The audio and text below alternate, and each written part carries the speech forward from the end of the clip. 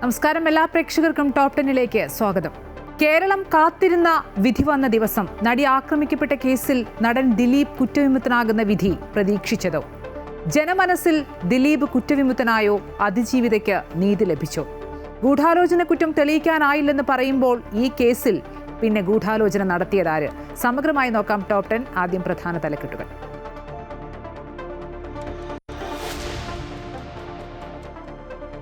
നടി ആക്രമിച്ച കേസിൽ ദിലീപ് കുറ്റവിമുക്തൻ. ഗൂഢാലോചന കുറ്റം തെളിയിക്കാനായില്ലെന്ന് എറണാകുളം പ്രിൻസിപ്പൽ സെഷൻസ് കോടതി. ഒന്നാം പ്രതി പൾസർ സുനി ഉൾപ്പെടെ ആദ്യ 6 പ്രതികൾ കുറ്റക്കാർ. ഇവർക്കെതിരെ കൂട്ടബലാത്സംഗം, തട്ടിക്കൊണ്ടുപോകൽ, ഗൂഢാലോചന കുറ്റങ്ങൾ തെളിഞ്ഞു. വെള്ളിയാഴ്ച ശിക്ഷ വിധിക്കും. ഹൈക്കോടതിയിൽ അപ്പീൽ നൽകുമെന്ന് സർക്കാർ.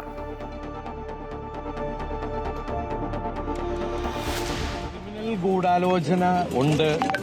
ആ ക്രിമിനൽ ഗൂഢാലോചന അന്വേഷിക്കണമെന്ന് മഞ്ജു പറഞ്ഞിടത്തുനിന്നാണ് എനിക്കെതിരെയുള്ള ഗൂഢാലോചന ആരംഭിച്ചത്.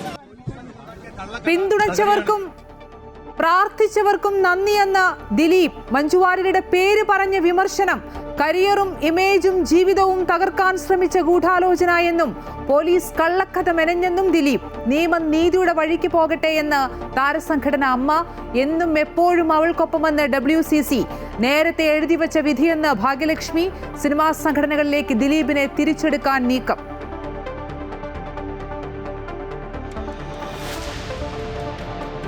സംസ്ഥാനത്ത് തദ്ദേശ തിരഞ്ഞെടുപ്പിന്റെ ആദ്യഘട്ട പോളിംഗ് നാളെ. തിരുവനന്തപുരം മുതൽ എറണാകുളം വരെ 7 ജില്ലകൾ വിധിയെഴുതും.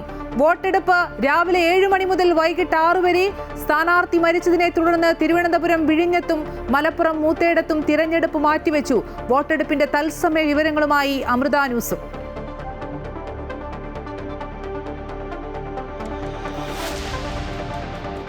രാഹുൽ മാങ്കൂട്ടത്തിൽ ക്രൂരമായി പീഡിപ്പിച്ചെന്ന 2ാം കേസിലെ അതിജീവിതയുടെ മൊഴി. കരഞ്ഞ് കാല് പിടിച്ചിട്ടും ബലാത്സംഗം ചെയ്തെന്നും ശരീരത്തിൽ നിരവധി മുറിവുകളുണ്ടായെന്നും അതിജീവിത. 2ാം കേസിലെ മുൻകൂർ ജാമ്യാപേക്ഷയിൽ വിധി മറ്റന്നാൾ. അതുവരെ രാഹുലിനെ അറസ്റ്റ് ചെയ്യരുതെന്ന് കോടതി.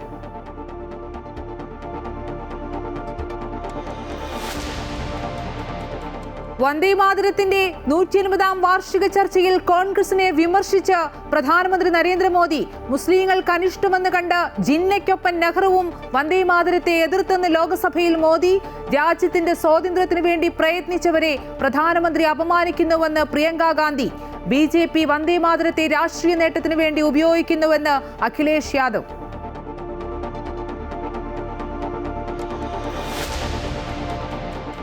ശബരിമല സ്വർണ്ണക്കൊള്ളയിൽ A. പത്മകുമാറിനെ 1 ദിവസത്തേക്ക് SIT കസ്റ്റഡിയിൽ വിട്ടു.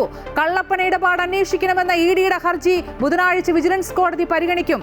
ശബരിമലയിൽ ED അന്വേഷണം വേണ്ടെന്ന് സംസ്ഥാന സർക്കാർ.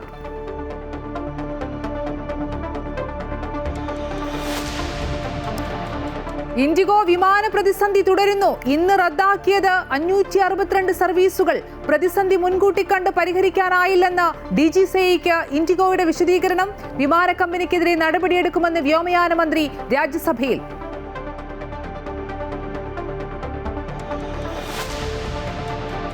ഇന്ത്യ ദക്ഷിണാഫ്രിക്ക T20 പരമ്പരയ്ക്ക് നാളെ കട്ടക്കിൽ തുടക്കം. പരിക്ക് ഭേദമായി ശുഭ്മാൻ ഗില്ലും ഹാർദിക് പാണ്ഡ്യയും നാളെ ഇറങ്ങും. സഞ്ജുവിനെ കാത്ത് ആരാധകർ.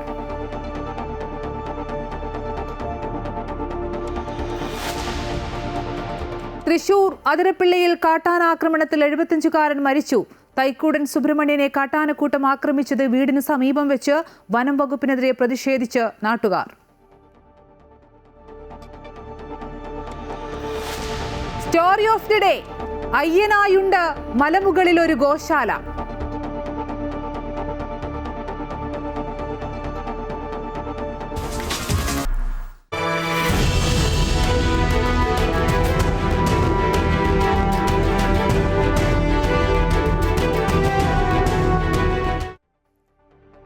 നടി ആക്രമിക്കപ്പെട്ട കേസിൽ ദിലീപ് കുറ്റവിമുക്തൻ. കൊച്ചിയിൽ നടി ആക്രമിക്കപ്പെട്ട കേസിൽ നടൻ ദിലീപിനെ വെറുതെ വിട്ട് കോടതി. ഗൂഢാലോചന കുറ്റത്തിന് തെളിവില്ലെന്ന് ചൂണ്ടിക്കാട്ടിയാണ് എറണാകുളം പ്രിൻസിപ്പൽ സെഷൻസ് കോടതിയുടെ ഉത്തരവ്. കേസിൽ ആദ്യ 6 പ്രതികളും കുറ്റക്കാരാണെന്നും കോടതി വിധിച്ചു. ഇവരെ റിമാൻഡ് ചെയ്തു. വെള്ളിയാഴ്ച വിധിയിന്മേൽ വാദം കേട്ട ശേഷം ശിക്ഷ വിധിക്കും. കൊച്ചിയിൽ നടി ആക്രമിക്കപ്പെട്ട് 8 വർഷം പിന്നിടുമ്പോഴാണ് നിർണായകമായ ഉത്തരവ് വന്നിരിക്കുന്നത്. നടിയെ തട്ടിക്കൊണ്ടുപോയി ബലാത്സംഗത്തിന് ഇരയാക്കി ദൃശ്യങ്ങൾ പകർത്തിയെന്നതാണ് കേസ്. കുറ്റകൃത്യത്തിൽ നേരിട്ട് പങ്കെടുത്ത പൾസർ സുനി, മാർട്ടിൻ ആന്റണി, ബി മണികണ്ഠൻ, VP വിജീഷ്, വടിവാൾ സലീം, പ്രദീപ് എന്നിവർ കുറ്റക്കാരാണെന്ന് പ്രിൻസിപ്പൽ സെഷൻസ് കോടതി വിധിച്ചു. ബലാത്സംഗം, തട്ടിക്കൊണ്ടുപോകൽ, ഭീഷണിപ്പെടുത്തൽ, തെളിവ് നശിപ്പിക്കൽ, IT ആക്ടിലെ വിവിധ വകുപ്പുകൾ തുടങ്ങിയ കുറ്റങ്ങളാണ് 6 പേർക്കുമെതിരെ ചുമത്തിയിരിക്കുന്നത്. എല്ലാ കുറ്റങ്ങളും തെളിയിക്കപ്പെട്ടു. വളരെ ഗൗരവതരമായ കുറ്റങ്ങളാണ് ഇവർ ചെയ്തതെന്ന് കോടതി പ്രത്യേകം പരാമർശിച്ചു. ദിലീപിനൊപ്പം 7-ാം പ്രതി ചാർലി തോമസ്, 9-ാം പ്രതി മേസ്തിരി സനിൽ, 15-ാം പ്രതി ശരത്ത് എന്നിവരും കുറ്റവിമുക്തരാക്കപ്പെട്ടു. ക്രിമിനൽ ഗൂഢാലോചനയടക്കം ദിലീപിനെതിരായ കുറ്റങ്ങൾ തെളിയിക്കാൻ പ്രോസിക്യൂഷന് സാധിച്ചില്ല. ജയിലിൽ വെച്ച പൾസർ സുനിയെ ദിലീപിന്റെ ആളുകളുമായി ബന്ധപ്പെടാൻ സഹായിച്ചതിന് മേസ്തിരി സനിലിനെതിരെയും തെളിവ് നശിപ്പിച്ചതിന് ദിലീപിന്റെ സുഹൃത്ത് ശരത്തിനെതിരെയും തെളിവില്ലെന്നും കോടതി വ്യക്തമാക്കി. കേസിൽ അപ്പീൽ പോകാനാണ് പ്രോസിക്യൂഷൻ തീരുമാനം. It is not the final verdict, it's the first verdict, and it will not end up here, and it will continue, and we will continue the fight till the complete justice is brought to the victim. കുറ്റക്കാരായി കണ്ടെത്തിയ 6 പ്രതികളെയും remand ചെയ്തു. വിധിയിൽ 12-ാം തീയതി വാദം നടക്കും. അതിനുശേഷമായിരിക്കും ശിക്ഷാവിധി പ്രസ്താവിക്കുക. Amrita news, Kochi. 3215 ദിവസത്തെ കാത്തിരിപ്പിനൊടുവിലാണ് ഇന്ന് കേസിൽ വിധി വന്നത്. അവൾക്കൊപ്പമുള്ള നീതിക്കായുള്ള കാത്തിരിപ്പിന് ഫലം കാണുമെന്ന് പ്രതീക്ഷിച്ച എല്ലാവരും ഈ വിധിയോടെ നിരാശയിലായി. അതിജീവിതയും നീതി നിഷേധത്തിന്റെ ഷോക്കിലാണ്. ക്രൂരകൃത്യത്തിൽ നേരിട്ട് പങ്കെടുത്ത മുഴുവൻ പ്രതികൾക്കെതിരെയും എല്ലാ വകുപ്പുകളും തെളിഞ്ഞെങ്കിലും അതിന് കാരണക്കാർ ആരെന്നതിന് ഉത്തരമായിട്ടില്ല. കുറ്റവിമുക്തനാക്കപ്പെട്ട ശേഷം പോലീസിനെയും മഞ്ജുവാര്യരെയും ലക്ഷ്യമിട്ട് ദിലീപ് കേസിൽ പ്രതിയാക്കാൻ ഗൂഢാലോചന നടന്നെന്നും എല്ലാം തുടങ്ങിയത് ദർബാർ ഹാൾ ഗ്രൗണ്ടിൽ നടന്ന അമ്മയുടെ യോഗത്തിൽ മഞ്ജുവാര്യർ നടത്തിയ പ്രസംഗത്തിന് ശേഷമാണെന്നും ദിലീപ്. അന്നത്തെ ഉന്നത പോലീസ് ഉദ്യോഗസ്ഥയും അവരുടെ സംഘവും ചേർന്നാണ് തന്നെ പ്രതിയാക്കാൻ ഗൂഢാലോചന നടത്തിയതെന്ന് കുറ്റവിമുക്തനാക്കപ്പെട്ട ശേഷം ദിലീപ് ആരോപിച്ചു. സർക്കാർ അപ്പീൽ പോകാൻ തീരുമാനിച്ചെങ്കിലും തുടർ നടപടികളെക്കുറിച്ച് ആലോചിച്ചിട്ടില്ലെന്ന് ദിലീപിന്റെ അഭിഭാഷകൻ അഡ്വക്കേറ്റ് രാമൻ പിള്ള പറഞ്ഞു. മഞ്ജു വാര്യരുടെ ക്രിമിനൽ ഗൂഢാലോചന എന്ന പരാമർശത്തിൽ നിന്നാണ് കേസിൻ്റെ ഗൂഢാലോചന തന്നിലേക്ക് നീണ്ടതെന്ന് ദിലീപ് പറഞ്ഞു. യഥാർത്ഥ ഗൂഢാലോചന തന്നെ പ്രതിയാക്കി കരിയറും ജീവിതവും നശിപ്പിക്കാനായിരുന്നു. മാധ്യമങ്ങളെ കൂട്ടുപിടിച്ച് പോലീസ് കള്ളക്കഥ മെനഞ്ഞ് സമൂഹമാധ്യമങ്ങളിലൂടെ പ്രചരിപ്പിച്ചു. പ്രതിസന്ധി ഘട്ടത്തിൽ കൂടെ നിന്ന കുടുംബാംഗങ്ങളോടും സുഹൃത്തുക്കളോടും ദിലീപ് നന്ദി പറഞ്ഞു. ഈ കേസിലെ ക്രിമിനൽ ഗൂഢാലോചന ആ ക്രിമിനൽ ഗൂഢാലോചന മഞ്ജു പറഞ്ഞതാണ് എനിക്കെതിരെയുള്ള പോലീസ് സംഘം ഒരു കള്ളക്കഥ മെനഞ്ഞെടുക്കുകയാണ് ചെയ്തത്. എന്നിട്ട് ഈ പോലീസ് സംഘം ചില മാധ്യമങ്ങളെയും അവർക്ക് ഒത്താശ ചെയ്തു കൊടുക്കുന്ന ചില മാധ്യമപ്രവർത്തകരെയും കൂട്ടുപിടിച്ച് ഈ കള്ളക്കഥ സാമൂഹ്യ മാധ്യമങ്ങളിലൂടെ പ്രചരിപ്പിക്കുകയും ചെയ്തു. ഈ കേസില് യഥാർത്ഥ ഗൂഢാലോചന എന്ന് പറയുന്നത് എന്നെ പ്രതിയാക്കാനാണ്. സമൂഹത്തില് എന്റെ കരിയർ, എന്റെ ഇമേജ്, എന്റെ ജീവിതം നശിപ്പിക്കാൻ വേണ്ടി ചെയ്തതാണ്. എന്റെ കൂടെ നിന്ന് എല്ലാ കുടുംബാംഗങ്ങളോടും, എന്റെ സുഹൃത്തുക്കളും അവരുടെ കുടുംബങ്ങളോടും, അതുപോലെ എനിക്ക് വേണ്ടി കാണാത്ത കേൾക്കാത്ത ആളുകൾ ഒരുപാട് പേര്, കോടിക്കണക്കിന് ആൾക്കാർ എനിക്ക് വേണ്ടി പ്രാർത്ഥിച്ചിട്ടുണ്ട്. എന്നെ അത്രയും സപ്പോർട്ട് ചെയ്ത ഒരുപാട് ആളുകളുണ്ട്. അവരുടെ പേരെടുത്ത് പറഞ്ഞാൽ തീരില്ല. അവര് വിവിധ മേഖലയിലുള്ള ആളുകളാണ്. അവരോടെല്ലാം ഈ നിമിഷത്തിൽ ഞാൻ ആത്മാർത്ഥമായിട്ടുള്ള നന്ദി പറയുകയാണ്. വിചാരണയ്ക്കിടയിൽ 2 പ്രോസിക്യൂട്ടർമാർ ഒഴിവായത് കേസ് നിലനിൽക്കില്ലെന്ന പൂർണ്ണ ബോധ്യത്തിലാണെന്ന് അഡ്വക്കേറ്റ് രാമൻപിള്ള പ്രതികരിച്ചു. നീതിയുക്തമായ വിധി, തെളിവിൻ്റെ അടിസ്ഥാനത്തിൽ നീതിയുക്തമായ വിധി, കോടതി തെളിവുകൾ പരിശോധിച്ച് അതിൽ എടുക്കാൻ പറ്റിയ തീരുമാനം എടുക്കുമെന്ന് എനിക്ക് തോന്നുന്നു. ജഡ്ജ്മെൻറ്റ് കണ്ടില്ല. ഫൈനൽ വെർഡിക്റ്റ് കേസിൻ്റെ തെളിവിൻ്റെ അടിസ്ഥാനത്തിൽ കൊടുക്കുന്ന തീരുമാനമാണ്. ഒരു തെളിവ് പോലും ദിലീപിനെ കണക്ട് ചെയ്യുന്ന ഒന്നും സത്യസന്ധമല്ല, എല്ലാം കെട്ടിച്ചമച്ചാലും ബോധ്യമാകും. അപ്പം കേസ് ഇപ്പോൾ ഒന്നും തീരുന്നില്ലല്ലോ, കണ്ടിന്യൂ ചെയ്യല്ലോ. എന്നെ അപ്പീൽ കൊടുക്കും, സുപ്രീം കോടതി പോകും. അത് കഴിഞ്ഞല്ലേ വല്ല എടുക്കാൻ പറ്റുള്ളൂ. നടൻ ദിലീപിനെ വെറുതെ വിട്ടതോടെ കോടതിക്ക് പുറത്ത് ഫാൻസ് അസോസിയേഷൻ ലഡു വിതരണം ചെയ്തു. ദിലീപിന്റെ ആലുവയിലെ വീടായ പത്മസരോവരത്തിന് മുന്നിലും ആരാധകർ മധുരം വിതരണം ചെയ്തു. അമൃത ന്യൂസ്, കൊച്ചി. നടി ആക്രമിക്കപ്പെട്ട കേസിൽ 8.5 വർഷത്തിന് ശേഷം വിധി വരുമ്പോൾ നീതി ലഭിച്ചത് ആർക്ക് എന്നുള്ളതൊരു പ്രധാനപ്പെട്ട ചോദ്യമാണ്. അസാധാരണമായ നിയമ പോരാട്ടമാണ് ഈ കേസിൽ നടന്നത്. വിശദാംശങ്ങളിലേക്കും വിലയിരുത്തലിലേക്കും ഒക്കെ പോകേണ്ടതുണ്ട്. ശ്രീജിത്ത് നായർ ചേരുന്നുണ്ട് കൊച്ചിയിൽ നിന്നും. ശ്രീജിത്ത്, എന്തായാലും ഈ കേസിൽ ദിലീപിനെ ആശ്വസിക്കാം. അതിജീവിതയ്ക്ക് അത്യന്തം നീതി നിഷേധിക്കപ്പെട്ടു എന്ന വിലയിരുത്തലുകളൊക്കെ വരുന്നുണ്ട്. എന്തുകൊണ്ടാണ് ഈ കേസിൽ ഗൂഢാലോചനാവാദം കോടതിയിൽ തെളിയിക്കാൻ പ്രോസിക്യൂഷന് കഴിയാതെ പോയത്? സർക്കാർ അപ്പീൽ പോകുമെന്ന് വ്യക്തമാക്കി കഴിഞ്ഞു. ഇനി അങ്ങോട്ടുള്ള നിയമ പോരാട്ടമൊക്കെ എങ്ങനെയായിരിക്കും? അമ്പിളി, 8 വർഷം മുമ്പ് നടന്ന ഒരു ക്രൂരമായ അക്രമം, അതിൻ്റെ ഈ കേസിന് നാൾവഴികൾ പരിശോധിച്ചാൽ ഓരോ ദിവസവും ഈ കേസുമായി ബന്ധപ്പെട്ട ചലനങ്ങൾ പൊതുസമൂഹം നിരീക്ഷിച്ചുകൊണ്ടിരിക്കുകയായിരുന്നു. ആ ഒരു വിധിന്യായമാണ് ഇന്ന് പുറത്തു വന്നത്. ഈ വിധിന്യായത്തെ പരിശോധിച്ചാൽ പൂർണ്ണമായും എല്ലാവരും ഉൾക്കൊള്ളുന്നൊരു വിധിന്യായമല്ല. അതിൽ സന്തോഷം പ്രകടിപ്പിക്കുന്നവരുണ്ട്, നിരാശ പ്രകടിപ്പിക്കുന്നവരുണ്ട്, സമ്മിശ്ര പ്രതികരണങ്ങളാണ് വന്നുകൊണ്ടിരിക്കുന്നത്. പ്രത്യേകിച്ച് 1 മുതൽ 6 വരെയുള്ള കുറ്റവാളികൾ പൂർണ്ണമായും കുറ്റകൃത്യത്തിൽ ഏർപ്പെട്ടുവെന്നും അവർക്കുള്ള ശിക്ഷ പൂർണ്ണമായ അർത്ഥത്തിൽ അടുത്ത 12-ാം തീയതി വിധി വരാനിരിക്കുകയാണ്. എന്തായാലും ദിലീപ് കുറ്റക്കാരനല്ല എന്നുള്ള ഒരു വിധിന്യായത്തിലാണ് എല്ലാവരും അവരുടെ പ്രതികരണങ്ങൾ ഈ ഘട്ടത്തിൽ ലഭ്യമാക്കിയിട്ടുള്ളത്. 12-ാം തീയതി വരെ പൂർണ്ണമായും വിധിപ്പകർപ്പ് പൂർണ്ണമായും പുറത്തു വരുന്നവരെ മാത്രമേ നമുക്ക് കാത്തിരുന്നാൽ മാത്രമേ ഇതിൻ്റെ എന്ത് അടിസ്ഥാനത്തിലാണ് ഗൂഢാലോചന കുറ്റത്തിൽ ദിലീപിനെ ഒഴിവാക്കിയതെന്നുള്ള കാര്യം പുറത്തു വരികയുള്ളൂ. ഇതിനനുസരിച്ചായിരിക്കും അപ്പീൽ ഉൾപ്പെടെയുള്ള കാര്യങ്ങൾ മുന്നോട്ട് പോവുക. എന്തായാലും കേസുമായി ബന്ധപ്പെട്ട തുടർവാദങ്ങൾ ഉണ്ടാകുമെന്നുള്ള കാര്യത്തിൽ ഉറപ്പ് തന്നെയാണ് സർക്കാർ ഉൾപ്പെടെയുള്ളവർ. പ്രോസിക്യൂഷൻ തന്നെ മേൽക്കോടതികളുണ്ടല്ലോ, മേൽക്കോടതികൾ ഈ കേസുമായി ബന്ധപ്പെട്ട അടുത്ത ഘട്ടത്തിലേക്ക് നീങ്ങുമെന്നുള്ള കാര്യം പറഞ്ഞു കഴിഞ്ഞു. അന്നത്തെ അന്വേഷണ ഉദ്യോഗസ്ഥയായ ബി സന്ധ്യ ഇത് അവസാന വിധിയല്ല എന്ന് പറഞ്ഞു കഴിഞ്ഞു. അതിജീവിതയും പോരാട്ടം തുടരുമെന്ന് പറഞ്ഞിട്ടുണ്ട്. പക്ഷേ അതിജീവിതയുടെ ഭാഗത്ത് നിന്ന് ഒരു നിരാശയാണ് പ്രകടമായിരിക്കുന്നത്. അവരുമായി ഒത്തുചേർന്ന WCC അംഗങ്ങൾ ഉൾപ്പെടെയുള്ളവർ ഈ കേസിൽ ഇത്തരമൊരു വിധി വന്നതിലൊരു ഞെട്ടൽ പ്രകടിപ്പിച്ചിട്ടുണ്ട്. എന്നാൽ ദിലീപുമായി ചേർന്നവർ ദിലീപ് കുറ്റവിമുക്തനാക്കിയ ആ സമയത്ത് തന്നെ ദിലീപിനെ തിരിച്ച് പഴയ ദിലീപിലേക്ക് എത്തിക്കാനുള്ള രീതിയിലേക്ക് അത് വിതരണക്കാരുടെ ആണെങ്കിലും നിർമ്മാതാക്കളുടെ ആണെങ്കിലും താരസംഘടനയാണെങ്കിലും ഒക്കെ തന്നെ സ്വാഗതം ചെയ്യുന്നൊരു സമീപനമാണ് പൊതുവെ സ്വീകരിച്ചിരിക്കുന്നത്. അവർ വിധിയെ പൂർണ്ണമായും സന്തോഷത്തോടുകൂടി ബഹുമാനത്തോടുകൂടി ഉൾക്കൊള്ളുന്നു എന്നൊരു കാര്യം പറയുമ്പോൾ ദിലീപിനെ തങ്ങൾ സ്വീകരിക്കാൻ മനസ്സുകൊണ്ട് സജ്ജരായി എന്ന് പൊതുസമൂഹത്തെ അറിയിച്ചിരിക്കുകയാണ്.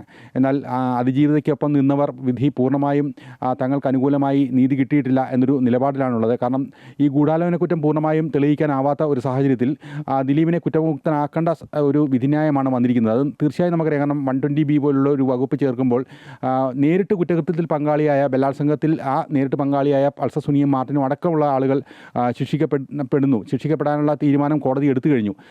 പക്ഷേ അവരെ അതിൻ്റെ ഗൂഢാലോചന കുറ്റത്തിൻ്റെ സൂത്രധാരൻ എന്നുള്ള നിലയിലേക്ക് ദിലീപിനെ കാണാൻ കഴിയുന്ന തെളിവുകൾ പ്രോസിക്യൂഷനെ കൊടുക്കാൻ കഴിഞ്ഞിട്ടില്ല എന്ന് പറയുമ്പോൾ പ്രോസിക്യൂഷൻ ഇവിടെ പണി അവസാനിപ്പിക്കുന്നില്ല. പ്രോസിക്യൂഷൻ കൂടുതൽ തെളിവുകളുമായി മേൽക്കോടതിയിലോട്ട് പോകുമെന്ന് പറയുമ്പോൾ 8 വർഷത്തിന് മേൽ, ഏതാണ്ട് 9 വർഷത്തിനടുത്തായി ഈ കോടതി സസൂക്ഷ്മം ഈ വിധി പരിശോധിച്ചുകൊണ്ടിരിക്കുകയാണ്, ഈ കേസ് പരിശോധിച്ചുകൊണ്ടിരിക്കുകയായിരുന്നു. അതുകൊണ്ട് നിലവിൽ ദിലീപിനെ ആശ്വസിക്കാനുള്ള വകുപ്പ് ഉണ്ട്. ആത്മവിശ്വാസം അദ്ദേഹത്തിൻ്റെ വാക്കുകൾ പ്രകടമാണ്. അദ്ദേഹം അതുകൊണ്ട് തന്നെയാണ് മഞ്ജു വാര്യരുടെ പേരുൾപ്പെടെ എടുത്തു പറഞ്ഞുകൊണ്ട് ചില പോലീസ് ഉദ്യോഗസ്ഥർ ഉൾപ്പെടെ നടത്തിയ ഒരു ഗൂഢാലോചനയുടെ ഭാഗമായി തനിക്കെതിരെ വന്ന തൻ്റെ കരിയർ നശിപ്പിക്കാനും ജീവിതം നശിപ്പിക്കാനും എടുത്തൊരു തീരുമാനമായി അദ്ദേഹം ആദ്യ പ്രതികരണം തന്നെ നടത്തിയിരിക്കുന്നത്. എന്തായാലും വരും ദിവസങ്ങളിൽ സിനിമാ ലോകത്ത് കൂടുതൽ സജീവമാകാൻ വേണ്ടിയിട്ടുള്ള ഒരു ആത്മവിശ്വാസം ദിലീപിന് കിട്ടിയിട്ടുണ്ട്.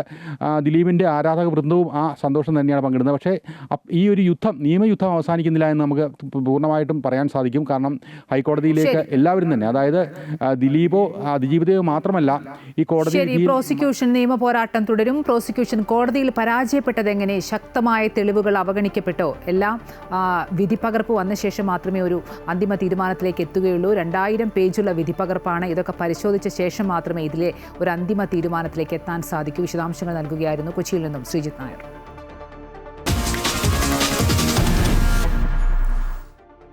നടിയെ ആക്രമിച്ച കേസിൽ കോടതി വിധിയെ ബഹുമാനപൂർവ്വം നോക്കിക്കാണുന്നുവെന്ന് താരസംഘടനയായ അമ്മ. മുൻകൂട്ടി നിശ്ചയിച്ച എക്സിക്യൂട്ടീവ് യോഗമായിരുന്നു ഇന്ന് നടന്നത്. അംഗങ്ങൾക്കായുള്ള ക്ഷേമ പ്രവർത്തനങ്ങളെക്കുറിച്ചാണ് യോഗത്തിൽ ചർച്ച ചെയ്തതെന്നും അമ്മ ഭാരവാഹികൾ വാർത്താക്കുറിപ്പിൽ അറിയിച്ചു. ദിലീപിനെ തിരിച്ചെടുക്കുന്നത് ചർച്ചയായെന്നും വിഷയത്തിൽ തീരുമാനമെടുക്കേണ്ടത് ജനറൽ ബോഡിയാണെന്നും അമ്മ വൈസ് പ്രസിഡന്റ് ലക്ഷ്മിപ്രിയ പ്രതികരിച്ചു. നടിയെ ആക്രമിച്ച കേസിൽ വിധി വന്നതിന് പിന്നാലെ വിഷയത്തിൽ പരസ്യ പ്രതികരണത്തിന് അമ്മ ഭാരവാഹികൾ തയ്യാറായിരുന്നില്ല. കൊച്ചിയിലെ അമ്മ ഓഫീസിൽ എക്സിക്യൂട്ടീവ് യോഗം നടന്നിരുന്നുവെങ്കിലും പ്രസിഡന്റ് ശ്വേതാ മേനോനും സെക്രട്ടറി കുക്കു പരമേശ്വരനും പ്രതികരിക്കാതെ മടങ്ങുകയായിരുന്നു.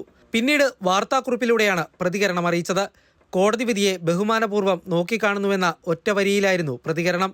എന്നാൽ ദിലീപിനെ തിരിച്ചെടുക്കുന്നത് ചർച്ചയായെന്നും വിഷയത്തിൽ തീരുമാനമെടുക്കേണ്ടത് ജനറൽ ബോഡിയാണെന്നും അമ്മ വൈസ് പ്രസിഡന്റ് ലക്ഷ്മിപ്രിയ പ്രതികരിച്ചു. ഇത്തരം തീരുമാനങ്ങളൊക്കെ നമ്മൾ ജനറൽ ബോഡിയിലൊക്കെ ആയിരിക്കും ഉണ്ടാവുക. അതെല്ലാം ഒഫീഷ്യൽസ് തന്നെ പറയും. വ്യക്തിപരമായിട്ടാണെങ്കിൽ എനിക്കതൊരു സന്തോഷം തരുന്ന വാർത്ത തന്നെയാണ്. കാരണം ദിലീപേട്ടനെ പോലൊരാൾ അന്നും ഇന്നും ഞാൻ അത് തന്നെ പറയുന്നത്. അദ്ദേഹം അങ്ങനെ തെറ്റ് ചെയ്തെന്ന് ഞാൻ ഒരിക്കലും വിശ്വസിക്കുന്നില്ല. രണ്ടുപേരും നമ്മുടെ കൊളീഗ്സാണ്, നമ്മുടെ ഫ്രണ്ട്സാണ്. പക്ഷേ ഇദ്ദേഹം അത് ചെയ്യില്ല എന്നൊരു വിശ്വാസമാണ് എനിക്ക് അന്നും ഇന്നും. അത് ഞാൻ എവിടെ ഓപ്പണായിട്ട് പറഞ്ഞിട്ടുള്ളൊരു വ്യക്തിയാണ്. എന്ന് വെച്ചിട്ട് ഞാൻ നടിക്കൊപ്പം അല്ല എന്നല്ല അതിൻ്റെ അർത്ഥം.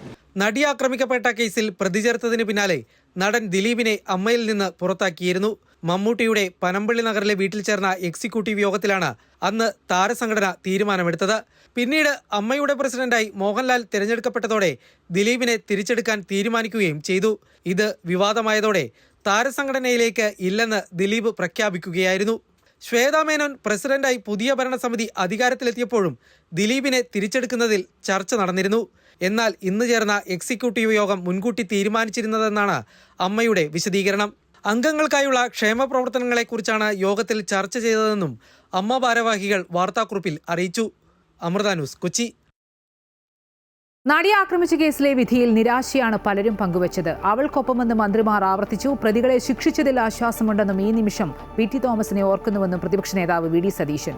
വിധിയിൽ നിരാശയുണ്ടെന്നും എന്നാൽ അത്ഭുതമില്ലെന്നും തിരക്കഥാകൃത്തും WCC അംഗവുമായ ദീദി ദാമോദരനും ഡബ്ബിംഗ് ആർട്ടിസ്റ്റ് ഭാഗ്യലക്ഷ്മിയും പ്രതികരിച്ചു. നടിയെ ആക്രമിച്ച കേസിൽ സർക്കാർ അതിജീവിതയ്ക്കൊപ്പമെന്ന് മന്ത്രി സജി ചെറിയാൻ. എത്ര ഉന്നതന്മാരായാലും സർക്കാർ എന്നും അതിജീവിതകൾക്കൊപ്പമായിരിക്കുമെന്നും മന്ത്രി പ്രതികരിച്ചു. എന്നും അതിജീവിതയോടൊപ്പമാണ് സർക്കാർ. ആര് കുറ്റം ചെയ്താലും അത് എത്ര ഉന്നതനാണെങ്കിലും കുറ്റവാളിയാണെങ്കിൽ നിയമത്തിനോട് കൂട്ടും. അതിജീവിതയുടെ പോരാട്ടത്തിൽ സർക്കാർ ഒപ്പമുണ്ടാകുമെന്നും അതീവ ഗൗരവത്തോടെയാണ് വിഷയത്തെ കാണുന്നതെന്നും മന്ത്രി വി ശിവൻകുട്ടിയും പ്രതികരിച്ചു.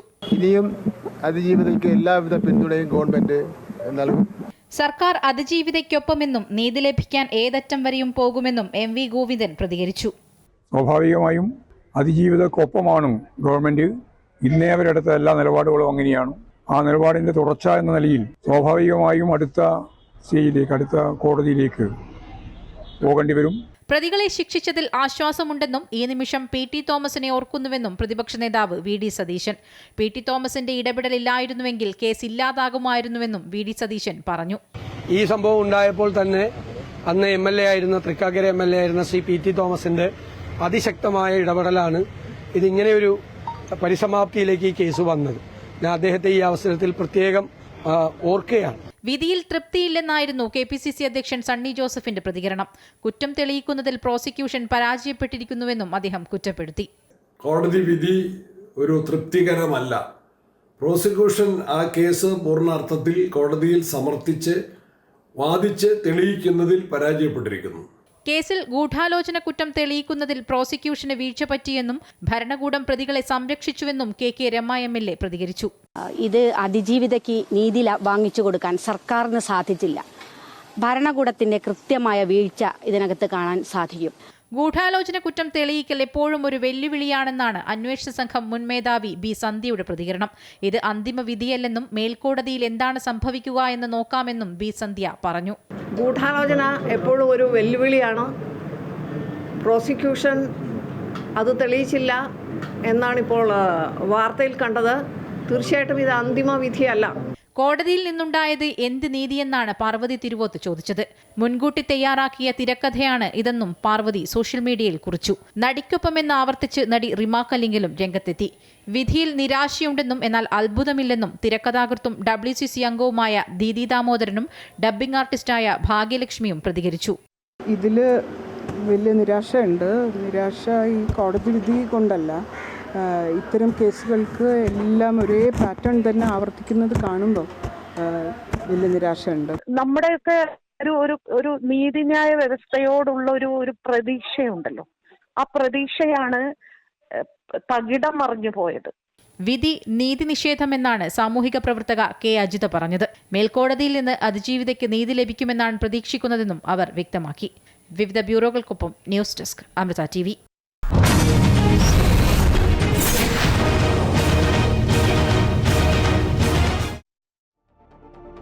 സംസ്ഥാനത്ത് തദ്ദേശ തെരഞ്ഞെടുപ്പിന്റെ ആദ്യഘട്ട പോളിംഗ് നാളെ. തിരുവനന്തപുരം, കൊല്ലം, പത്തനംതിട്ട, ആലപ്പുഴ, കോട്ടയം, ഇടുക്കി, എറണാകുളം ജില്ലകളാണ് നാളെ ഒന്നാം ഘട്ടത്തിൽ വിധിയെഴുതുന്നത്. തെരഞ്ഞെടുപ്പിന്റെ എല്ലാ ക്രമീകരണങ്ങളും പൂർത്തിയായതായി സംസ്ഥാന തെരഞ്ഞെടുപ്പ് കമ്മീഷണർ അറിയിച്ചു. തദ്ദേശ തിരഞ്ഞെടുപ്പിന്റെ ആദ്യഘട്ട വോട്ടെടുപ്പിന് ഇനി മണിക്കൂറുകൾ മാത്രമാണ് ബാക്കിയുള്ളത്. നാളെ രാവിലെ 7 മണി മുതൽ വൈകിട്ട് 6 വരെയാണ് വോട്ടെടുപ്പ്. രാവിലെ 6-ന് സ്ഥാനാർത്ഥികളുടെയും ഏജന്റുമാരുടെയും സാന്നിധ്യത്തിൽ മോക്ക് പോൾ നടക്കും. പ്രായമായവർക്കും ഭിന്നശേഷിക്കാർക്കും ശാരീരിക അവശതയുള്ളവർക്കും വരി നിൽക്കാതെ വോട്ട് രേഖപ്പെടുത്താം. പോളിംഗ് സ്റ്റേഷനുകളിൽ വൈദ്യുതി, കുടിവെള്ളം, വിശ്രമസ്ഥലം, റാമ്പ്, ക്യൂ സൗകര്യം തുടങ്ങിയവ ഏർപ്പെടുത്തിയിട്ടുണ്ട്. വോട്ടെടുപ്പ്, വോട്ടെണ്ണൽ എന്നിവ തടസ്സപ്പെടുത്തുന്നവർക്കെതിരെ നടപടി സ്വീകരിക്കും. മാതൃകാ പെരുമാറ്റച്ചട്ട ലംഘനം, കള്ളവോട്ട് ചെയ്യൽ, ആൾമാറാട്ടം, പോളിംഗ് ബൂത്തിൽ അതിക്രമം, തിരഞ്ഞെടുപ്പ് ഉദ്യോഗസ്ഥരെ കയ്യേറ്റം ചെയ്യൽ, തിരഞ്ഞെടുപ്പ് സാമഗ്രികൾ നശിപ്പിക്കൽ എന്നീ കുറ്റകൃത്യങ്ങൾ ചെയ്യുന്നവർക്കെതിരെ ക്രിമിനൽ നടപടി സ്വീകരിക്കുമെന്ന് സംസ്ഥാന തെരഞ്ഞെടുപ്പ് കമ്മീഷണർ അറിയിച്ചു. വോട്ട് ചെയ്യാനെത്തുന്നവർ കേന്ദ്ര തെരഞ്ഞെടുപ്പ് കമ്മീഷന്റെ voter ID card, Aadhaar card, driving licence, passport, PAN card, 6 മാസം മുൻപ് ദേശസാൽകൃത ബാങ്കുകൾ നൽകിയ ഫോട്ടോ പതിപ്പിച്ച പാസ്ബുക്ക്, ഫോട്ടോ പതിപ്പിച്ച SSLC ബുക്ക്, സംസ്ഥാന തെരഞ്ഞെടുപ്പ് കമ്മീഷന്റെ വോട്ടർ സ്ലിപ്പ് എന്നിവ തിരിച്ചറിയൽ രേഖയായി ഉപയോഗിക്കാം. പ്രവാസി വോട്ടർമാർ പോളിംഗ് സ്റ്റേഷനുകളിൽ പാസ്പോർട്ടിന്റെ ഒറിജിനൽ കാണിക്കണം. അമൃത ന്യൂസ്, തിരുവനന്തപുരം. കൂടുതൽ വിവരങ്ങളുമായി അൺഫ്രി ഡിസൂസ ചേരുന്നു. അൺഫ്രിറ്റ്, നാളെ കേരളത്തിലെ 7 ജില്ലകളാണ് പോളിംഗ് ബൂത്തിലേക്ക് എത്തുന്നത്. വോട്ടർമാർ, നമുക്കറിയാം, ആരോപണ പ്രത്യാരോപണങ്ങളൊക്കെ കടന്നുപോയ ദിവസങ്ങളാണ്. ഏറ്റവും പ്രത്യേകത തദ്ദേശ തിരഞ്ഞെടുപ്പാണ്. നിയമസഭാ തെരഞ്ഞെടുപ്പിന് മുന്നിലുള്ള സെമി ഫൈനൽ. എങ്ങനെയാണ് രാഷ്ട്രീയ പാർട്ടികളുടെയും സ്ഥാനാർത്ഥികളുടെയും ഒക്കെ ആത്മവിശ്വാസവും പ്രതീക്ഷകളും കണക്കുകൂട്ടലുകളും ഒക്കെ? അമ്പളി, 1 മാസക്കാലം നീണ്ടുനിന്ന വീറും വാശിയുമേറിയ പോരാട്ടത്തിനൊടുവിലാണ് സംസ്ഥാനത്ത് 1ാം ഘട്ട വോട്ടെടുപ്പ് നാളെ നടക്കുന്നത്. 7 ജില്ലകളിലാണ് ഏകദേശം 1,32,00,000 വോട്ടർമാർ സമ്മതിദാനം നിർവഹിക്കാനായി നാളെ പോളിംഗ് ബൂത്തുകളിൽ എത്തുകയാണ്. ഇക്കുറി തദ്ദേശ തെരഞ്ഞെടുപ്പിൽ മറ്റ് തെരഞ്ഞെടുപ്പിൽ നിന്ന് വ്യത്യസ്തമായി രാഷ്ട്രീയ വിഷയങ്ങൾ, ചൂടേറിയ രാഷ്ട്രീയ വിഷയങ്ങളും വിവാദവും ഒക്കെ കത്തിക്കേറിയ പ്രചാരണത്തിനൊടുവിലാണ് ഈ തെരഞ്ഞെടുപ്പ് നടക്കുന്നുവെന്നതും ഏറ്റവും ശ്രദ്ധേയമാണ്. സംസ്ഥാനത്തെ തദ്ദേശ സ്ഥാപനങ്ങളിൽ ഏറെയും തദ്ദേശ സ്ഥാപനങ്ങളിൽ മേൽക്കൈ ഇടതുപക്ഷത്തിനാണെങ്കിലും ഇത്തവണ ശബരിമല സ്വർണ്ണക്കളയുമായി ബന്ധപ്പെട്ട വിവാദങ്ങളൊക്കെ തന്നെയും സർക്കാരിന് വലിയ രീതിയിലാണ് തിരിച്ചടിയുണ്ടായത്. പക്ഷെ അപ്പോഴൊക്കെ തന്നെയും വികസന നേട്ടങ്ങളും ഒപ്പം തന്നെ സർക്കാരിന്റെ ക്ഷേമ പദ്ധതികളൊക്കെ ഊന്നി പറഞ്ഞാണ്, ക്ഷേമ പദ്ധതികളൊക്കെ തന്നെ ഉയർത്തിക്കാട്ടിയാണ് ജനങ്ങൾക്കിടയിലേക്ക് ഇറങ്ങിച്ചെന്നത്. അതുകൊണ്ട് തന്നെ ഈ വിവാദങ്ങളൊന്നും തന്നെ ഒരു പോറൽ പോലും ഏൽക്കില്ല എന്നൊരു കണക്കുകൂട്ടലിലാണ് LDF. മറുഭാഗത്ത് UDF ആകട്ടെ പലയിടങ്ങളിലും പല തദ്ദേശ സ്ഥാപനങ്ങളിലും ഭരണത്തിലേറാനും ഭരണം തിരിച്ചുപിടിക്കാനും കഴിയുമെന്ന ആത്മവിശ്വാസം അവർക്കുണ്ട്. പ്രത്യേകിച്ച് ഈ കോർപ്പറേഷൻ, ഈ നാളെ വോട്ടെടുപ്പ് നടക്കുന്ന 7 ജില്ലകളിൽ 3 കോർപ്പറേഷൻ, തിരുവനന്തപുരം, കൊല്ലം, കൊച്ചി കോർപ്പറേഷൻ. ഇതിൽ കൊച്ചി കോർപ്പറേഷൻ വലിയ രീതിയിൽ പ്രതീക്ഷ വയ്ക്കുകയാണ്. അവിടെ ഭൂരിപക്ഷം കുറവാണ് LDFന് കഴിഞ്ഞ തവണ. അതുകൊണ്ട് തന്നെ ഇത്തവണ ഭരണത്തിലേറാൻ കഴിയുമെന്ന വലിയ പ്രതീക്ഷയിലാണ് UDF. പലയിടത്തും നില മെച്ചപ്പെടുത്താൻ കഴിയുമെന്ന കണക്കുകൂട്ടലുണ്ട്. പ്രത്യേകിച്ച് ഈ 2026 നിയമസഭാ തെരഞ്ഞെടുപ്പിൻ്റെ ഒരു സെമി ഫൈനൽ ആയതുകൊണ്ട് തന്നെ 3 മുന്നണികളും തികഞ്ഞ ആത്മവിശ്വാസത്തിൽ തന്നെയാണ്. BJP ആകട്ടെ ഏറ്റവും കൂടുതൽ പ്രതീക്ഷ അർപ്പിക്കുന്നത് തിരുവനന്തപുരം കോർപ്പറേഷനാണ്. നിലവിലവർ പ്രതിപക്ഷത്താണ് ഉള്ളത്. അതുകൊണ്ട് തന്നെ ഇത്തവണ കൃത്യമായി തന്നെ ഭരണത്തിലേറാൻ കഴിയുമെന്നൊരു കണക്കുകൂട്ടൽ അവർക്കുണ്ട്. കേന്ദ്ര സർക്കാരിൻ്റെ പല പദ്ധതികളുടെയും ഗുണഫലങ്ങളൊക്കെ ഉയർത്തിക്കാട്ടിയാണ് വോട്ട് തേടാനായി എത്തിയത്. ഒപ്പം തന്നെയും പല നിർണായകമായ പല സ്ഥലങ്ങളിലും CPM കോൺഗ്രസ് ഡീൽ എന്നൊരു വിഷയം കൂടി പ്രചാരണ ആയുധമാക്കാനും കൃത്യമായി BJPക്ക് കഴിഞ്ഞിരുന്നു. അപ്പോൾ തന്നെ മുനിസിപ്പാലിറ്റി, നിലവിൽ മുനിസിപ്പാലിറ്റി ഈ നാളെ നടക്കുന്ന 7 ജില്ലകളിൽ അടൂർ മുനിസിപ്പാലിറ്റിയാണ്, പന്തളം മുനിസിപ്പാലിറ്റിയാണ് നിലവിൽ BJPക്ക് ഭരണമുള്ളത്. അതിനപ്പുറത്തേക്ക് തിരുവനന്തപുരത്ത് ആറ്റിങ്ങൽ, വർക്കല മുനിസിപ്പാലിറ്റികളിലൊക്കെ തന്നെ BJPക്ക് ഏറെ നിർണായകമായ സ്വാധീനമുള്ള സ്ഥലങ്ങളാണ്. ഇവിടെയൊക്കെ തന്നെയും ഭരണത്തിലേറാൻ കഴിയുമെന്ന കണക്കൂട്ടലും പ്രതീക്ഷയിലുമാണുള്ളത്. എന്തായാലും നാളെ 1ാം ഘട്ട വോട്ടെടുപ്പ് നടക്കുമ്പോൾ ഈ 3 മുന്നണികൾ കൃത്യമായ കണക്കൂട്ടലിൽ തന്നെയാണ്. അതിലേറെ തികഞ്ഞ ആത്മവിശ്വാസത്തിലുമാണ്. ശരി, മധ്യകേരളവും അതുപോലെ തന്നെ തെക്കൻ കേരളവും നാളെ പോളിംഗ് ബൂത്തിലേക്ക് എത്തുമ്പോൾ അൺഫ്രിറ്റ് സൂചിപ്പിച്ച പോലെ തന്നെ വലിയ ആത്മവിശ്വാസത്തിലാണ് രാഷ്ട്രീയ പാർട്ടികൾ. വിശദാംശങ്ങൾ നൽകുകയായിരുന്നു അൺഫ്രി ഡിസൂസ. തിരുവനന്തപുരം നഗരസഭ വിഴിഞ്ഞം 66-ാം വാർഡിലെ വോട്ടെടുപ്പ് മാറ്റിവെച്ചു. സ്വതന്ത്ര സ്ഥാനാർത്ഥി ജസ്റ്റിൻ ഫ്രാൻസിസ് വാഹനാപകടത്തിൽ മരിച്ചതിനെ തുടർന്നാണ് വോട്ടെടുപ്പ് മാറ്റിവെച്ചത്. തിരഞ്ഞെടുപ്പ് പ്രചാരണത്തിന് പോയി മടങ്ങുമ്പോഴാണ് ജസ്റ്റിൻ ഫ്രാൻസിസ് അപകടത്തിൽപ്പെടുന്നത്. അതോടൊപ്പം തന്നെ മലപ്പുറം മൂത്തേടം പഞ്ചായത്തിലെ 7-ാം വാർഡിലും തിരഞ്ഞെടുപ്പ് മാറ്റിവെച്ചു. UDF സ്ഥാനാർത്ഥി മരിച്ചതിനെ തുടർന്നാണ് തിരഞ്ഞെടുപ്പ് മാറ്റിയത്. UDF സ്ഥാനാർത്ഥി വെട്ടത്ത് ഹസീന ഇന്നലെ രാത്രിയാണ് കുഴഞ്ഞു വീണ് മരിച്ചത്. രാത്രി വരെ നീണ്ട പ്രചാരണത്തിന് ശേഷം വീട്ടിലെത്തിയ ഹസീന കുഴഞ്ഞു വീഴുകയായിരുന്നു. മുസ്ലിം ലീഗ് നേതാവായ ഹസീന പായിമ്പാടം അങ്കണവാടിയിലെ അധ്യാപികയാണ്. വെൽഫെയർ പാർട്ടി ബന്ധത്തിൽ ചിലർക്ക് സെലക്റ്റീവ് അംനേഷ്യയാണെന്നും ദേശാഭിമാനി മുഖപ്രസംഗം മുഖ്യമന്ത്രി മറന്നുപോയോ എന്നും MK മുനീർ MLA. കഴിഞ്ഞ കാലങ്ങളിൽ ജമാഅത്തെ പോലെയുള്ള സംഘടനകളെ LDF എന്തുകൊണ്ട് കൂടെ നിർത്തിയെന്ന് അദ്ദേഹം ചോദിച്ചു. അന്നത്തെ കാര്യങ്ങൾ ജനം പൂർണ്ണമായും മറന്നു എന്നാണ് മുഖ്യമന്ത്രി ചിന്തിക്കുന്നത്. ഇടതുമുന്നണിയുള്ള ചിലയിടത്ത് SDP എന്തുകൊണ്ട് മത്സരിക്കുന്നില്ല എന്നും അദ്ദേഹം ചോദിച്ചു.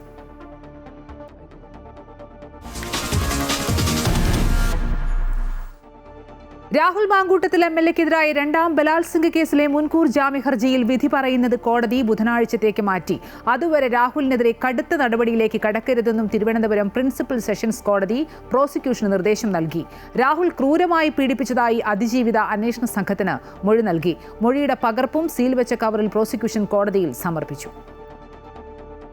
രാഹുൽ മാങ്കൂട്ടത്തിൽ MLA-ക്കെതിരായ രണ്ടാം ബലാത്സംഗ കേസിൽ മുൻകൂർ ജാമ്യ ഹർജിയിൽ വിശദമായ വാദം കേട്ട ശേഷമാണ് വിധി പറയുന്നത് തിരുവനന്തപുരം പ്രിൻസിപ്പൽ സെഷൻസ് കോടതി ബുധനാഴ്ചത്തേക്ക് മാറ്റിയത്.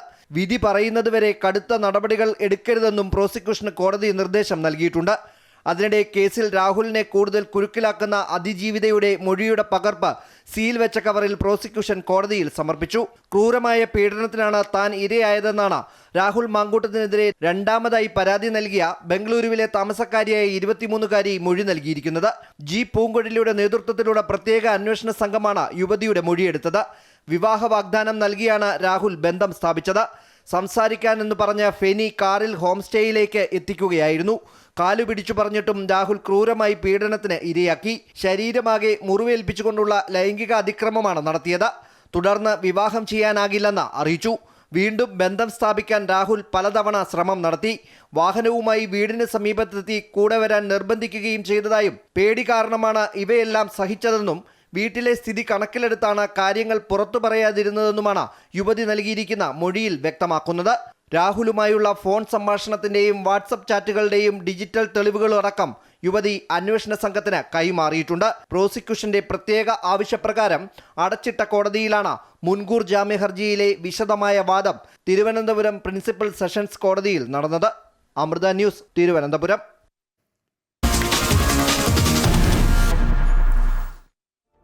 വന്ദേമാതരത്തിന്റെ 180-ാം വാർഷികത്തോടനുബന്ധിച്ച് നടന്ന ചർച്ചയിൽ കോൺഗ്രസിനെതിരെ രൂക്ഷ വിമർശനവുമായി പ്രധാനമന്ത്രി നരേന്ദ്രമോദി.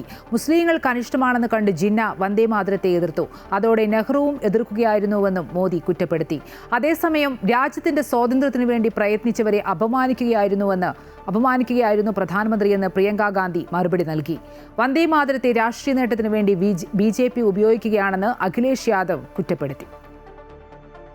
നേരത്തെ തീരുമാനിച്ചതുപ്രകാരം വന്ദേമാതരത്തിന്റെ 150-ാം വാർഷികത്തിന്റെ ഭാഗമായുള്ള പ്രത്യേക ചർച്ചയ്ക്ക് ലോക്സഭയിൽ പ്രധാനമന്ത്രി തന്നെയാണ് തുടക്കമിട്ടത്. വന്ദേമാതരത്തിന്റെ കാര്യത്തിൽ ഭരണപക്ഷമോ പ്രതിപക്ഷമോ ഇല്ലെന്ന് പറഞ്ഞാണ് പ്രധാനമന്ത്രി തന്റെ പ്രസംഗം ആരംഭിച്ചതെങ്കിലും നെഹ്റുവിനെയും കോൺഗ്രസിനെയും അതിരൂക്ഷമായ ഭാഷയിലാണ് മോദി വിമർശിച്ചത്. വിശ്വവിജയത്തിന്റെ മന്ത്രമാണ് വന്ദേമാതരമെന്ന് പറഞ്ഞ പ്രധാനമന്ത്രി ജിന്ന എതിർത്തതോടെ നെഹ്റുവും വന്ദേമാതരത്തെ എതിർക്കുകയായിരുന്നുവെന്ന് കുറ്റപ്പെടുത്തി.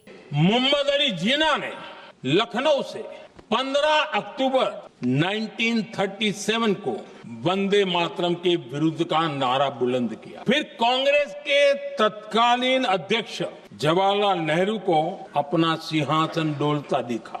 അതേസമയം പ്രധാനമന്ത്രി സംസാരിക്കുമ്പോൾ സഭയിൽ രാഹുൽ ഗാന്ധിയും പ്രിയങ്ക ഗാന്ധിയും ഇല്ലാതിരുന്നതിനെ BJP വിമർശിച്ചു. എന്നാൽ പിന്നീട് സഭയിലെത്തിയ പ്രിയങ്ക ഗാന്ധി പ്രധാനമന്ത്രിക്ക് മറുപടി നൽകി.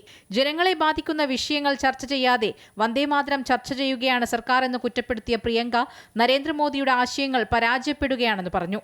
നെഹ്റു പറഞ്ഞതിന്റെ ഒരു ഭാഗം മാത്രം അടർത്തിയെടുത്തു പറഞ്ഞുവെന്നും സ്വാതന്ത്ര്യ സമര സേനാനികളെ മോദി അപമാനിച്ചുവെന്നും കുറ്റപ്പെടുത്തി.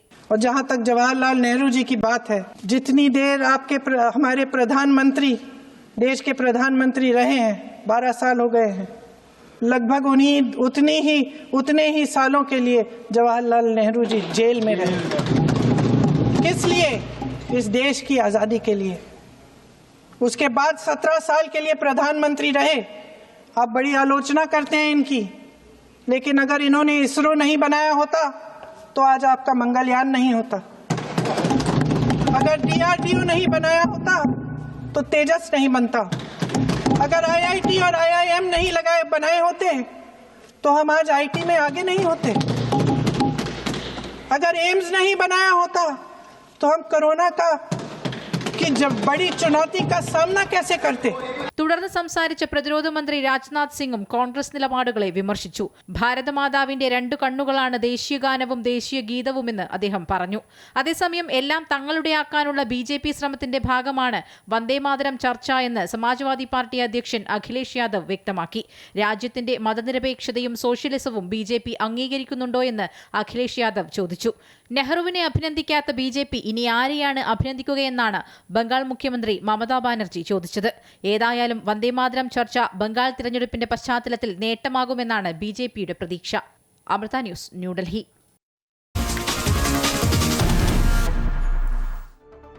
ശബരിമല സ്വർണ്ണക്കൊള്ളയിൽ പ്രതിയായ ദേവസ്വം ബോർഡ് മുൻ പ്രസിഡന്റ് പത്മകുമാറിനെ SIT കസ്റ്റഡിയിൽ ചോദ്യം ചെയ്തു.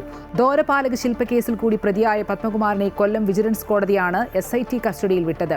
അതേസമയം ദേവസ്വം മുൻ കമ്മീഷണർ N. വാസുവിന്റെ റിമാൻഡ് കാലാവധി 14 ദിവസത്തേക്ക് കൂടെ നീട്ടി.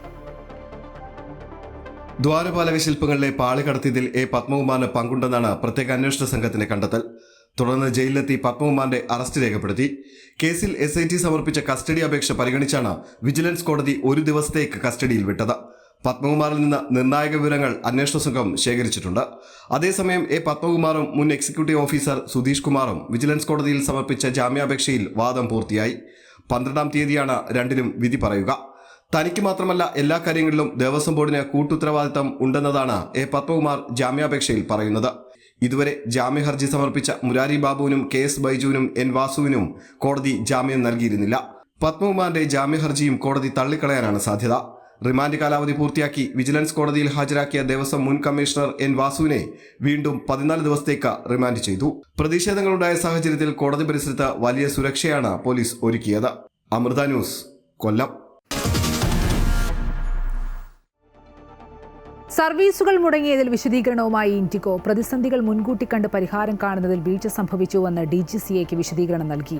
ജീവനക്കാരുടെ ജോലി സമയം ക്രമീകരിച്ചതും സാങ്കേതിക തകരാറും സർവീസിനെ ബാധിച്ചുവെന്നും CEO, COO എന്നിവർ വിശദീകരണം നൽകിയിട്ടുണ്ട്.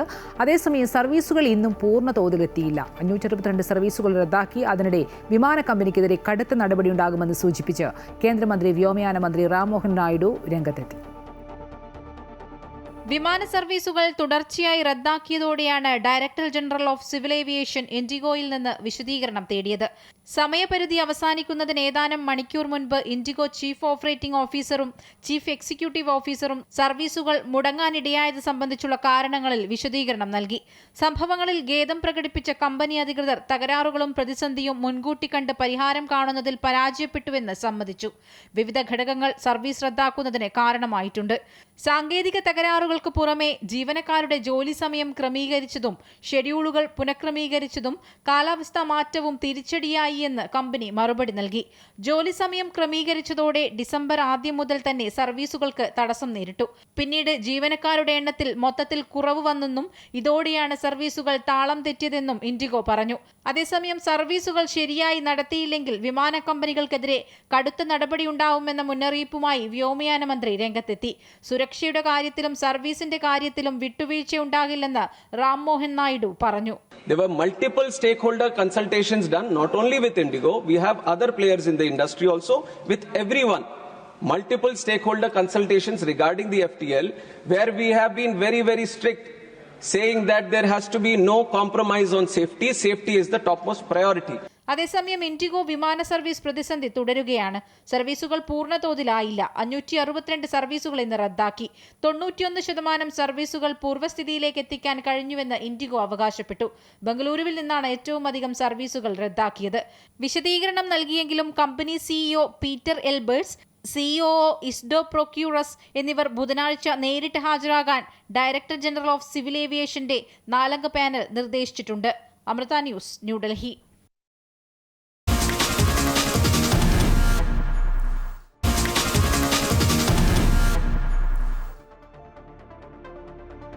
ഇന്ത്യ ദക്ഷിണാഫ്രിക്ക T20 മത്സരങ്ങൾ നാളെ മുതൽ തുടങ്ങും. ഒഡീഷയിലെ കട്ടക്കിലാണ് ആദ്യ മത്സരം. പരിക്കിൽ നിന്ന് മുക്തി നേടി വരുന്ന ശുഭ്മാൻ ഗില്ലും ഹാർദിക് പാണ്ഡ്യയും നാളെ ഇറങ്ങും. ഏകദിന പരമ്പര സ്വന്തമാക്കിയ ആത്മവിശ്വാസത്തിലാണ് ടീം ഇന്ത്യ ഇറങ്ങുന്നത്. ഓപ്പണർ അഭിഷേക് ശർമ്മ, സൂര്യകുമാർ യാദവ്, തിലക് വർമ്മ എന്നിവരടങ്ങുന്ന ഇന്ത്യൻ ബാറ്റിംഗ് നിര അതിശക്തമാണ്. സഞ്ജു സാംസണും ടീമിലുണ്ട്. നാളത്തെ മത്സരത്തിലിറങ്ങുമോ എന്ന ആകാംക്ഷയിലാണ് ആരാധകർ. 5 T20 മത്സരങ്ങളാണുള്ളത്. എല്ലാ മത്സരങ്ങളും രാത്രി 7 മണി മുതലാണ് ആരംഭിക്കുക. അടുത്ത വർഷം നടക്കുന്ന T20 ലോകകപ്പിനുള്ള ഇന്ത്യയുടെ സെലക്ഷൻ ട്രയൽസ് ആണ് ദക്ഷിണാഫ്രിക്കയ്ക്കെതിരായ T20 പരമ്പരയും അടുത്ത മാസം നടക്കുന്ന ന്യൂസിലൻഡിനെതിരായ T20 പരമ്പരയും. ഫെബ്രുവരിയിൽ ഇന്ത്യയിലും ശ്രീലങ്കയിലുമായാണ് T20 ലോകകപ്പ് മത്സരങ്ങൾ നടക്കുക. ഇനി 2 മാസമാണ് T20 ലോകകപ്പിനുള്ളത്. ഇന്ത്യക്ക് മുന്നിലുള്ളത് ദക്ഷിണാഫ്രിക്കയ്ക്കെതിരെയും ന്യൂസിലൻഡിനെതിരെയുമുള്ള 2 പരമ്പരകളിലുമായി ആകെ 10 മത്സരങ്ങൾ. ഇപ്പോഴത്തെ ടീം ലിസ്റ്റ് നോക്കിയാൽ തന്നെ ലോകകപ്പിലെ ഘടന മനസ്സിലാകും. ശുഭ്മാൻ ഗില്ലിനെ വൈസ് ക്യാപ്റ്റനും ഓപ്പണറുമാക്കി ഉയർത്തിയതോടെ വരാനിരിക്കുന്ന പരമ്പരകളിലും ഓപ്പണർമാർക്ക് മാറ്റമുണ്ടാകില്ല. ഈ സാഹചര്യത്തിൽ ലോകകപ്പ് ടീമിലും അഭിഷേക് ശർമ്മയും ശുഭ്മാൻ ഗില്ലും തന്നെയാകും ഓപ്പണിംഗ് റോളിൽ ഇറങ്ങുക. അഭിഷേകിന്റെയോ അല്ലെങ്കിൽ അപ്രതീക്ഷിത പരിക്കോ മാത്രമാകും ഓപ്പണർ സ്ഥാനത്തേക്ക് സഞ്ജു സാംസണ് വഴി തുറക്കുക. അഭിഷേകിനോ ഗില്ലിനോ ലോകകപ്പിന് മുൻപ് പരിക്കേറ്റാൽ മാത്രമേ ഓപ്പണറായി യശസ്വി ജയ്സ്വാളിനെയും പരിഗണിക്കാനിടയുള്ളൂ. ലോകകപ്പ് ടീമിൽ സഞ്ജു ഉണ്ടെങ്കിൽ 3ാം ഓപ്പണർ ഉണ്ടാകാനിടയില്ല.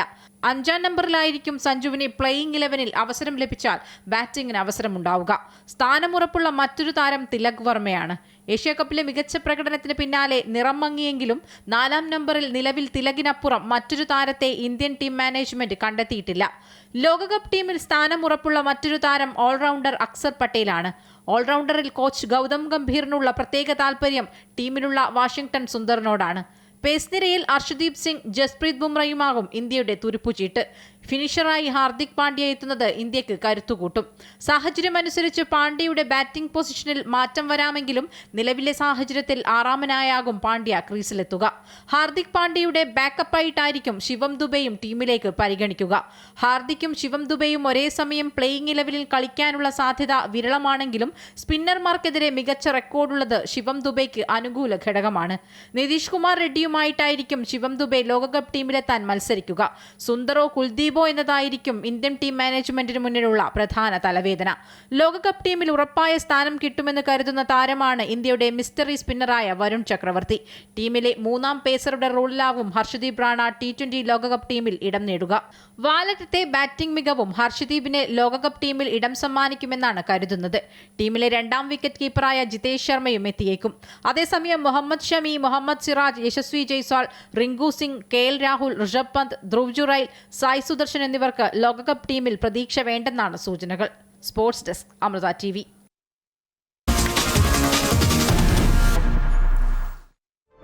തൃശൂരിൽ കാട്ടാനാക്രമണത്തിൽ 1 മരണം. വെള്ളിക്കുളങ്ങര ചായപ്പൻകുഴി സ്വദേശി തൈക്കുടൻ സുബ്രഹ്മണ്യനാണ് മരിച്ചത്. ഇന്ന് രാവിലെ 6 മണിയോടെയാണ് സംഭവം.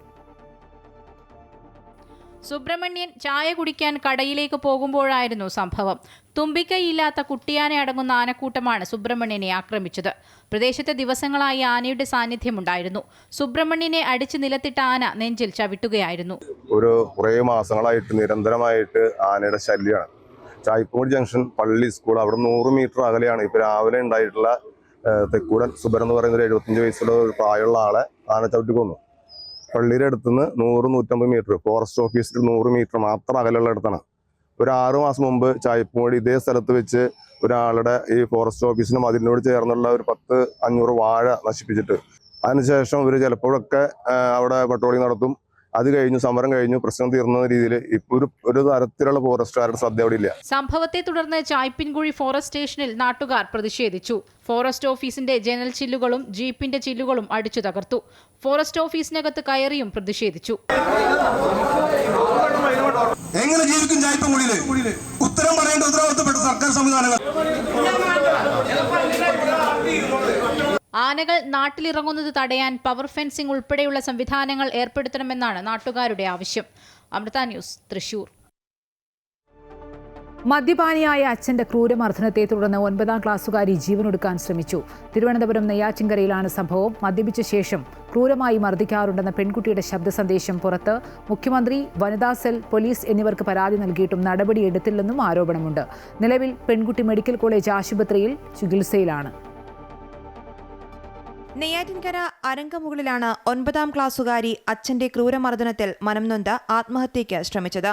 സ്ഥിരം മദ്യപാനിയായ പിതാവ് കുട്ടിയോട് അസഭ്യം പറയുകയും പൊതുവഴിയിൽ വെച്ച് മർദ്ദിക്കാൻ ശ്രമിക്കാറുണ്ടെന്നും പരാതിയുണ്ട്. ലൈസോൾ കുടിച്ചാണ് ആത്മഹത്യയ്ക്ക് ശ്രമിച്ചത്. തുടർന്ന് നെയ്യാറ്റിൻകര ജനറൽ ആശുപത്രിയിൽ എത്തിച്ചുവെങ്കിലും കൂടുതൽ ചികിത്സയ്ക്ക് വേണ്ടി തിരുവനന്തപുരം മെഡിക്കൽ കോളേജ് ആശുപത്രിയിൽ പ്രവേശിപ്പിക്കുകയായിരുന്നു. പിതാവ് മദ്യപിച്ചെത്തി മർദ്ദിക്കുന്നതായി പറയുന്ന പെൺകുട്ടിയുടെ ഫോൺ സന്ദേശം പുറത്തുവന്നിട്ടുണ്ട്. മർദ്ദിച്ച ശേഷം അമ്മയെയും തന്നെയും ഇറക്കിവിടാറുണ്ടെന്നും സന്ദേശത്തിൽ പറയുന്നു.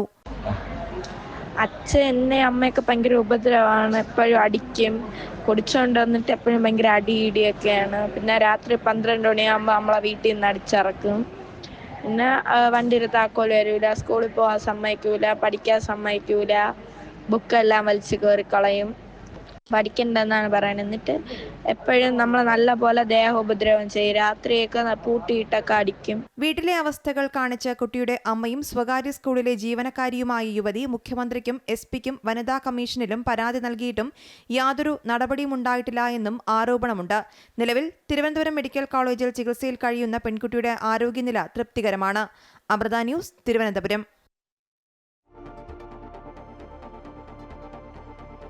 IFFK സ്ക്രീനിങ്ങിനിടെ ചലച്ചിത്ര പ്രവർത്തകയുടെ ലൈംഗികാതിക്രമ പരാതിയിൽ സംവിധായകൻ PT കുഞ്ഞുമുഹമ്മദിനെതിരെ കേസെടുത്തു. IFFK സ്ക്രീനിങ്ങിനിടെ അപമര്യാദയായി പെരുമാറിയെന്നാണ് പരാതി. തിരുവനന്തപുരം കന്റോൺമെന്റ് പോലീസിലാണ് കേസെടുത്തത്. പരാതി മുഖ്യമന്ത്രിക്ക് നൽകുകയായിരുന്നു.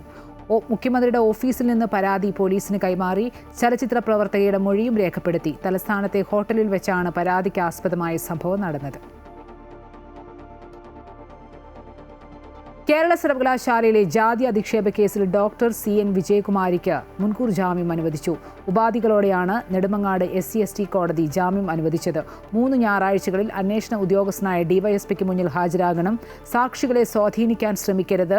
സമാനമായ രീതിയിൽ ഇനി സംഭവങ്ങൾ ഉണ്ടാവരുതെന്നും കോടതി നിർദ്ദേശം നൽകി. വിപിൻ വിജയന്റെ ഭാഗം കേട്ടതിനു ശേഷമായിരുന്നു കോടതി വിധി. ഗവേഷണ പ്രബന്ധത്തിലെ അപാകതകൾ ചൂണ്ടിക്കാട്ടിയതിലെ ദേഷ്യവും രാഷ്ട്രീയ പകപോക്കലുമാണ് വിപിന്റെ പരാതിക്ക് പിന്നിലെന്നായിരുന്നു അധ്യാപികയുടെ വാദം. എന്നാൽ ഗവേഷണ വിദ്യാർത്ഥിയായതിനു പിന്നാലെ നിരന്തരമായി വിജയകുമാരി ജാതീയമായി അധിക്ഷേപിച്ചു എന്നാണ് വിപിൻ വിജയന്റെ പരാതി. 7ാമത് Amrita international public health conference സമാപിച്ചു. മെറ്റബോളിക് ആരോഗ്യരംഗത്തെ പുതിയ വെല്ലുവിളികളും പ്രതിരോധ മാർഗങ്ങളും കോൺഫറൻസിൽ ചർച്ചയായി. അമൃത ആശുപത്രിയിലെ community medicine, public health, endocrinology, gastroenterology എന്നീ വിഭാഗങ്ങൾ ചേർന്നാണ് കോൺഫറൻസ് സംഘടിപ്പിച്ചത്. Kochi city police commissioner Putta Vimaladitya IPS conference ഉദ്ഘാടനം ചെയ്തു. 2 ദിവസങ്ങളിലായി നടന്ന അന്താരാഷ്ട്ര സമ്മേളനത്തിൽ മാതാ അമൃതാനന്ദമയി മഠം ജനറൽ സെക്രട്ടറി സ്വാമി പൂർണ്ണാമൃതാനന്ദപുരി അനുഗ്രഹ പ്രഭാഷണം നടത്തി. Amrita hospitals group medical director doctor Prem Nair, Amrita Vishwavidyapeetham research dean doctor DM Vasudevan, Amrita ആശുപത്രിയിലെ ഡോക്ടർമാരായ doctor Aswathi S, doctor KR Thankappan, doctor Shobha George, doctor Priya Nair, doctor Nisha Bhavani, doctor Sreelakshmi Mohandas തുടങ്ങിയവർ പങ്കെടുത്തു. വളരെ അപൂർവമായി കണ്ടുവരുന്ന ഫീറ്റസിൻ ഫീറ്റു രോഗാവസ്ഥ കണ്ടെത്തിയ കുഞ്ഞിന് കൊച്ചി അമൃത ആശുപത്രിയിൽ ശസ്ത്രക്രിയ നടത്തി. ജനനത്തിന്റെ ആദ്യഘട്ടങ്ങളിൽ സാധാരണ ഭ്രൂണത്തിന്റെ ശരീരത്തിനുള്ളിൽ ദുർവികസിതമായ മറ്റൊരു ഇരട്ട ഭ്രൂണം അടങ്ങിയിരിക്കുമ്പോഴാണ് ഈ അവസ്ഥ രൂപം കൊള്ളുന്നത്. 2 മാസം പ്രായത്തിലുള്ള പെൺകുഞ്ഞിന് നടത്തിയ ശസ്ത്രക്രിയയിൽ 48.7 ഗ്രാം ഭാരം വരുന്ന ഭ്രൂണാവശിഷ്ടം വിജയകരമായി നീക്കം ചെയ്തു. അപൂർവമായ ശസ്ത്രക്രിയയ്ക്ക് കൊച്ചി അമൃത ആശുപത്രിയിലെ പീഡിയാട്രിക് സർജറി വിഭാഗം emeritus professor doctor Mohan Abraham, associate professor doctor Ashwin Prabhakaran, anaesthesiologist doctor Rekha Varghese എന്നിവർ നേതൃത്വം നൽകി. ഡോക്ടർ അഞ്ജു ആനന്ദും സ്റ്റെനി ഷാജിയും ശസ്ത്രക്രിയയിൽ പങ്കാളികളായി. ഏകദേശം 2 മണിക്കൂർ നീണ്ടുനിന്ന ശസ്ത്രക്രിയയ്ക്ക് ശേഷം കുഞ്ഞിന്റെ ആരോഗ്യനില മെച്ചപ്പെട്ടു വരികയാണെന്ന് അമൃത ആശുപത്രി അധികൃതർ അറിയിച്ചു.